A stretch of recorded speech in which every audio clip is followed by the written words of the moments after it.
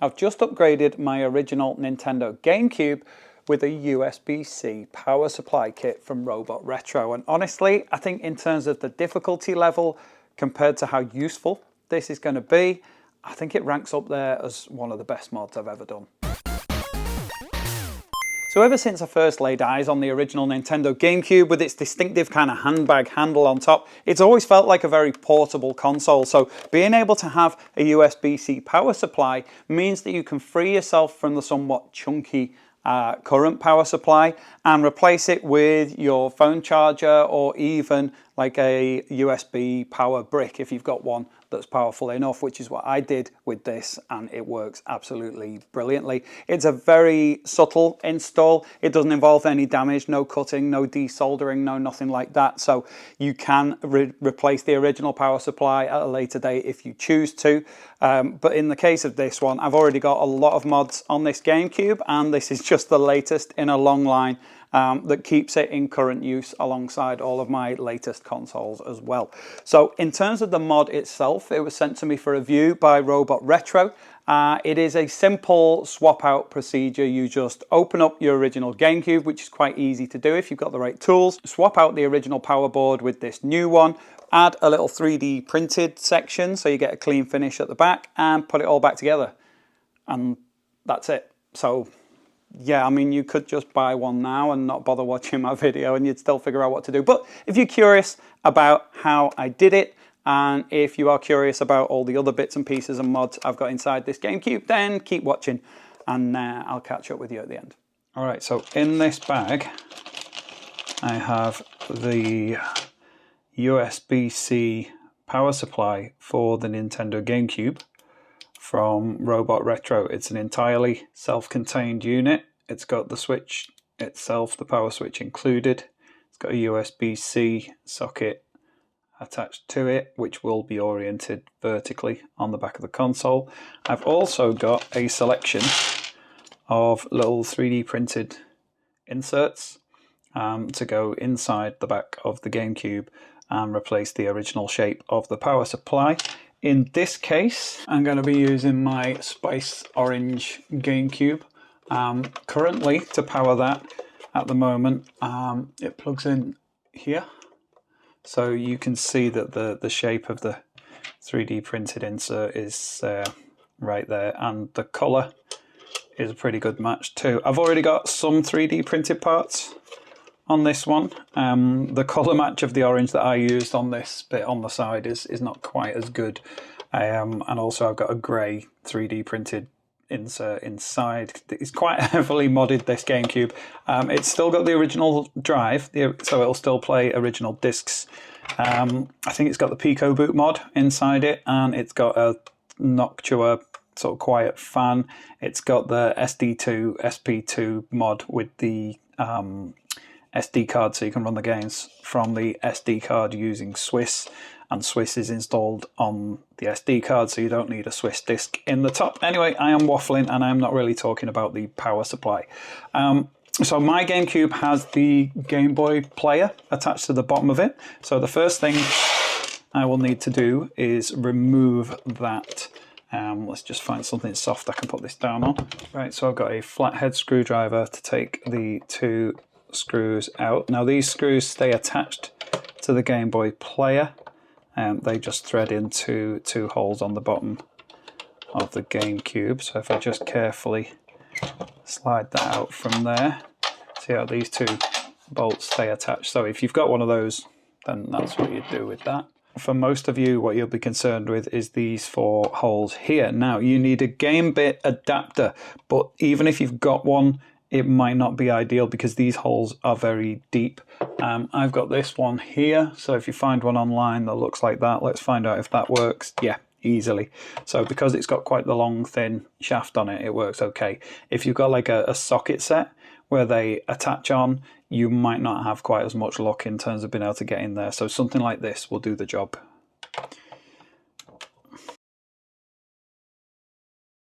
And then if I turn my GameCube the correct way up again, I should have some screws falling out. I've got 1, 2 there. There we go. So that just lifts off here. And as you can see, as I mentioned before, there's already quite a few mods in this GameCube. Just out of curiosity, if you're interested, and I have got other videos following a lot of what I did with this. That is the Pico Boot mod. That's the Noctua fan, which needed that little insert to lock it in place. There is also the blue power LED when it switches on. I think I replaced the battery with a rechargeable one as well. There's various things I've done on this, but what we're concerned with in this case is this power supply here, which is currently held on with one Phillips head screw. Looks like a PH1. And these two power kind of cables plug into it. So that one just goes straight to the fan and the other one goes elsewhere underneath to the motherboard. So carefully remove, have I got those screws dropped out now? Yeah, I'll move those out of the way.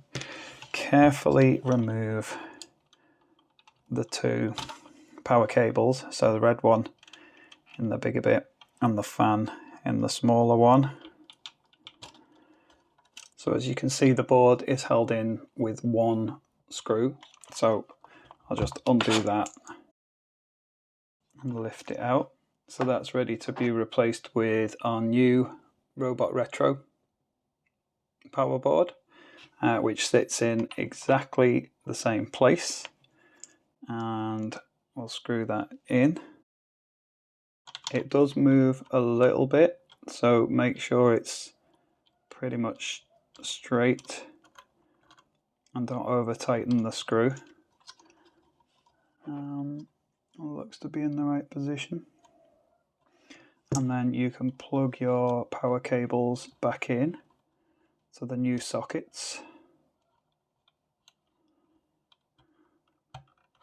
like that.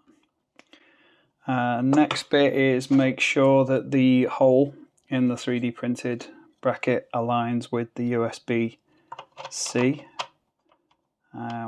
So I'll just turn it so that we can see where it's positioned.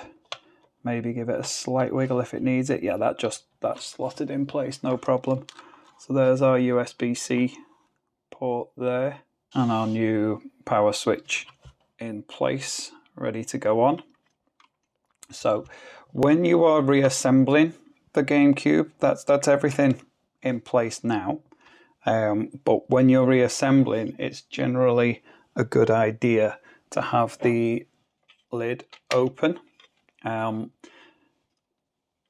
Because of where certain levers are positioned and things like that, it's easy to get things trapped in place.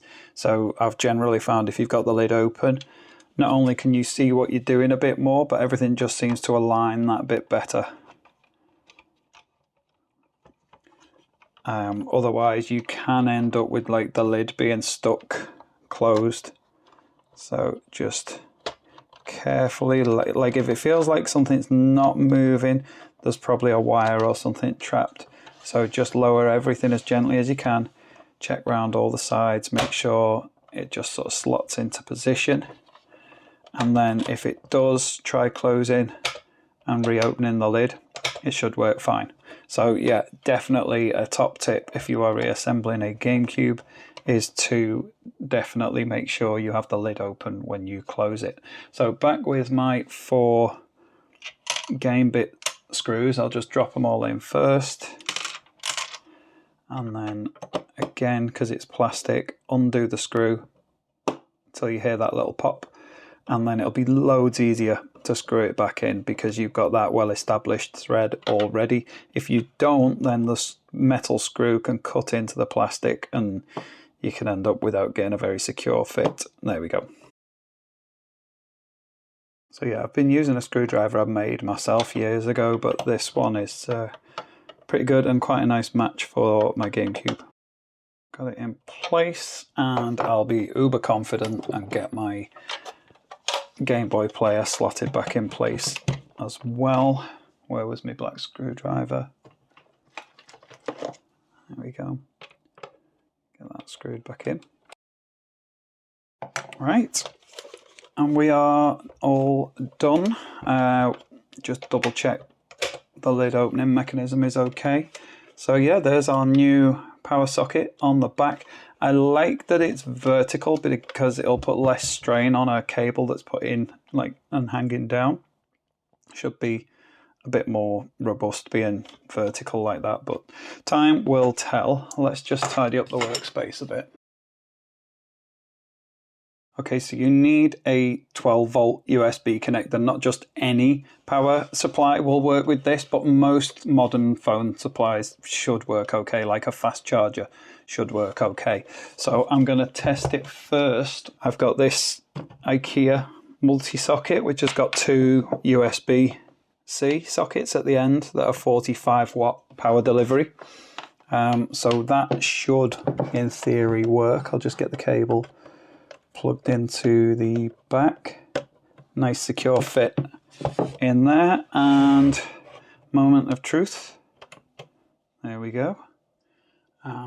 So the power LED is on. I can hear the disk drive checking for disks, and although it is a silent fan, I can just about hear my very quiet fan on the side. So it is all powered up absolutely fine, without the need for all of this, which I think is fantastic. Let's just switch that off.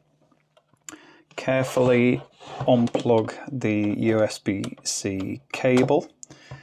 And I've got something else I wanted to test as well. So ever since I first saw the GameCube with this little handle on the back of it, I've always felt like it should be like a portable console. So in theory now, we should be able to make it that bit more portable, because I have a USB power bank which will do, this is like a 20,000 milliamp hour 100 watt model, so it is pretty powerful, and it will go up to 12 volts.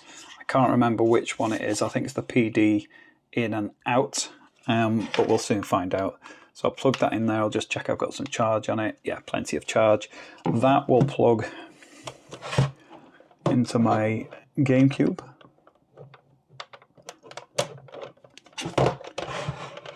I wonder if it'd just slot in the back there. That would be kind of cool. Anyway, I'm getting ahead of myself. So with the power bank connected, let's try switching that on. Yeah, so it's like completely portable. I'll have to look into getting one of those little, you used to be able to get like little screens that slot onto the top and flip up. So if I could power both of those and get a whole completely self-contained GameCube, that'd be awesome. But either way, this is really good. And considering it's just literally a case of taking this one out and swapping it with a new one, the 3D printed parts, you can get them in various different colours depending on the colour of your GameCube. So there's no issues with that. And there's the downloadable file, so you can print it in any colour you like. And that was a perfect fit. It was really easy to clip in place on the back, really easy to line up the USB-C, and then once it's actually in place, it's a really clean finish. So what an awesome, easy mod to do. Highly recommended. So aside from occasionally having to nip off and try and find exactly the right tool, basically you need two tools for this, the game bit screwdriver and the Phillips 1 screwdriver for taking that single screw out of the board. And that's it. It really is that easy. And it's a really clean finish and it functions perfectly. I am really impressed with it, and it's so small and simple, and it just does the job wonderfully. I'm really, really pleased. So yeah, I would recommend it 100%. Obviously, I haven't used it for extended periods of time, so if I do I'll try and set up and have a bit of a longer term session on it and see how it goes. But so far, so good. Everything appears to be working absolutely fine, and it was a really easy install. As I say, I got it from Robot Retro. You can find out more about it. So you can just hold it like that and pop it down. You can find out more about this mod on their website, which I have got loaded up here, because it'll tell you some of the techie stuff that I haven't told you about it already. So if you've got any questions about will this work for my GameCube, this is an NTSC GameCube, a Japanese GameCube that I've got here. It's got all sorts of mods on it, and yeah, if you've modded yours or if you've got one from a different region, there's a few questions you might want answering. I know I've got a lot of American viewers as well, so there's a few things here. First of all, if you're ordering direct from Robot Retro in the US, all import duties are included in the cost, so there's not going to be any additional fees to pay on delivery. So it is a drop-in USB-C power supply replacement. There's no soldering or wiring required. As you saw in my installation, it's just simply plug and play. It's universal. It works with PAL, NTSC, Japanese GameCubes. It works with Pico Boot. It works with RetroGem, Blue Retro, any kind of mods and mod chips. It's absolutely fine with.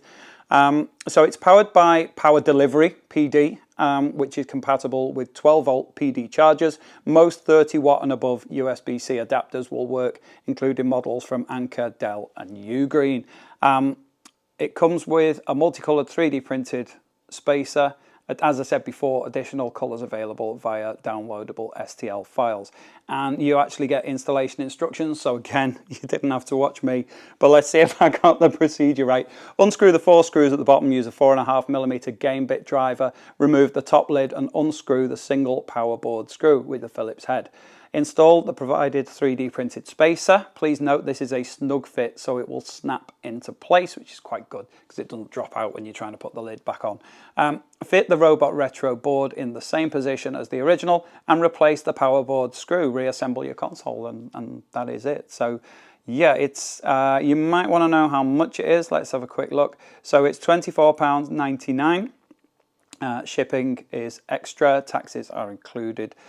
You can also choose your cover, and there's all sorts of different colors because I know that you can get kind of custom replacement shells for your GameCube. So if you've got a glow-in-the-dark shell, you can get in the glow-in-the-dark adapter. You can just choose whichever one you want as you are checking out. As you saw, I had a few different ones to try out, but I wanted to put it in my Spice Orange GameCube, and the match of the color of the 3D print is really good. So yeah, I mean, it doesn't really warrant a video, does it? I could have just said, oh, by the way, there's this really awesome power supply that you can get for the GameCube.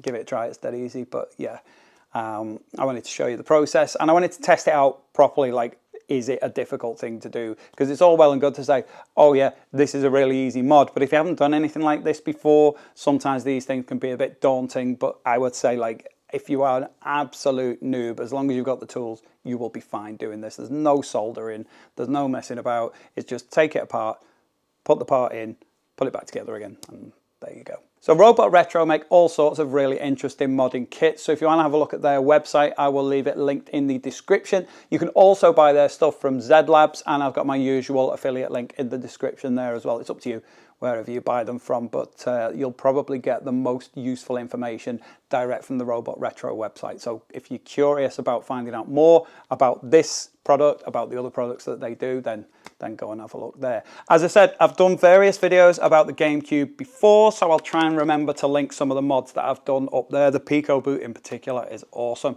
It's a bit more involved than this one, but I would definitely recommend you check it out anyway. Other than that, I will see you in the next video. Take care. Bye.